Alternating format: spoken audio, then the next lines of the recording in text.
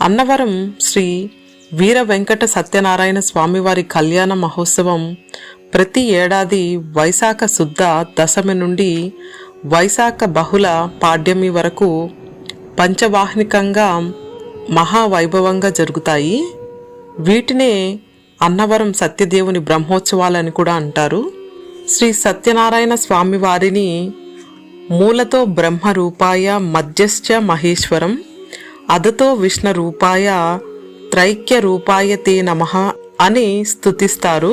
క్రీస్తు శకం 1891లో ఆ ప్రాంతానికి రాజైన శ్రీ రాజా ఇనుగంటి వెంకట రామ్ నారాయణ బహదూర్ వారి కలలో సత్యదేవుడు కనిపించి, నేను రత్నగిరి మీద వెలుస్తున్నాను, శాస్త్ర ప్రకారం ప్రతిష్ఠించి పూజించమని చెప్పాడు. ఆ రాజు సంతోషంతో అందరినీ